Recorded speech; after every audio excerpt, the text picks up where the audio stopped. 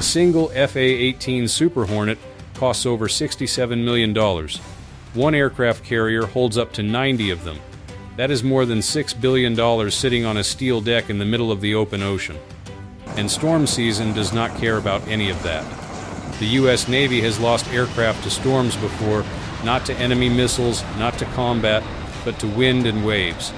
In 1944, one typhoon destroyed nearly 150 planes from Admiral Halsey's fleet in a single night. So how does the modern Navy make sure that never happens again? The answer involves cutting-edge technology, iron discipline, and procedures so refined they have been in development for over 80 years of hard, painful lessons learned at sea. The history that changed everything. To truly understand why the U.S. Navy treats storm protection the way it does today, you have to go back to December of 1944. And what happened then is something every carrier sailor learns early in their career. Admiral William Bull Halsey was one of the most respected and feared naval commanders in American history. Aggressive, confident, and highly decorated, he was leading Task Force 38 through the Philippine Sea. His mission was to provide critical air support for the upcoming invasion of Luzon. His fleet was enormous, dozens of warships, support vessels, destroyers, and of course, aircraft carriers loaded with planes. What Halsey did not know, because the storm tracking technology of that era simply could not tell him in time, was that his entire fleet was sailing directly into the path of Typhoon Cobra. The storm hit without mercy.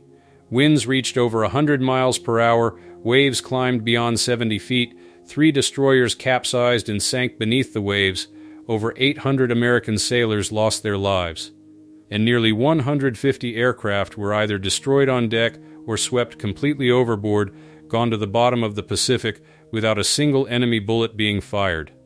It was one of the worst weather disasters in the entire history of the U.S. Navy, and it happened not because of poor seamanship or lack of courage. It happened because the tools to see the storm coming simply did not exist the way they do today. The Navy did not forget. Every single procedure, every piece of weather technology, and every training drill used today to protect carrier aircraft during storms carries the fingerprints of that December night in the Philippine Sea. Now move forward to 1988. The USS Midway, at that point one of the older carriers still in active service, was operating in the Sea of Japan when a powerful typhoon struck. The ship rolled 26 degrees. To put that in perspective, a 10-degree roll is enough to make simply walking across a room difficult. At 26 degrees, unsecured equipment slides across the floor, people are thrown off their feet, and the risk of chained aircraft breaking loose becomes dangerously real. But the Midway survived that roll. Its aircraft survived. Its crew survived. Because the preparation had been done right. And that is exactly the story we are going to tell, how that preparation works step by step, from the moment a storm forms on the horizon to the moment it passes and the flight deck opens again. The first line of defense, weather intelligence. Long before a storm ever reaches a carrier, the Navy is already tracking it, sometimes days in advance. Every carrier in the U.S. fleet has a dedicated team of specialists called aerographers. These are trained military meteorologists embedded directly within the ship's crew, whose sole job is to monitor atmospheric and ocean conditions around the clock.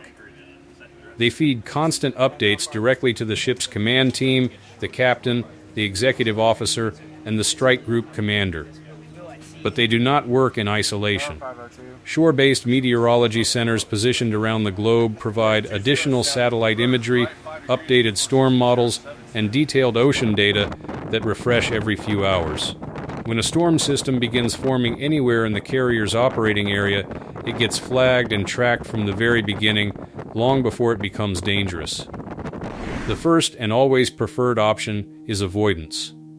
A Ford-class carrier can travel at over 30 knots, more than 34 miles per hour, which gives it real ability to reposition away from an incoming storm when the mission allows it.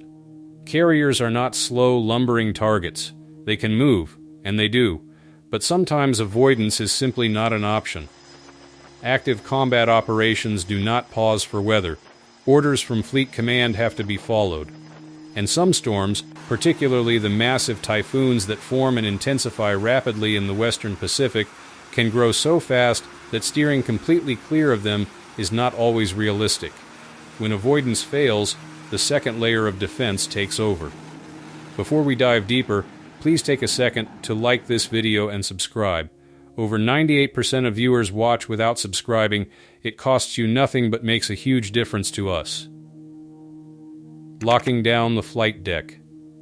When a storm is confirmed as unavoidable, the carrier immediately shifts into a specific storm readiness posture. And it all begins on the flight deck, where the most expensive equipment in the world is sitting out in the open air. Under normal operating conditions, aircraft are staged near the edges of the flight deck, positioned and ready for fast launch. That edge positioning is essential for flight operations. But in storm conditions, the edge becomes the most dangerous place on the entire ship. The combination of the carrier's rolling motion and powerful storm winds creates a very real and immediate risk of an aircraft being pushed or sliding right off the side into the ocean. So the first action is repositioning. Every aircraft on the flight deck gets moved toward the center, where deck movement is reduced and the distance from the edge provides a critical safety margin. On a flight deck packed with 40 to 60 aircraft, making that repositioning happen smoothly and quickly requires intense coordination between dozens of deck crew members working in increasingly difficult conditions as the storm approaches. Once repositioned, each aircraft is chained down, and not lightly. Under standard conditions, a carrier aircraft uses a basic set of tie-down chains for normal deck security. But in heavy weather, that number increases dramatically. Each aircraft can be secured with up to 20 individual heavy steel chains attached at multiple anchor points on the airframe and locked down to reinforced fittings on the deck itself. Wheel chocks, solid blocks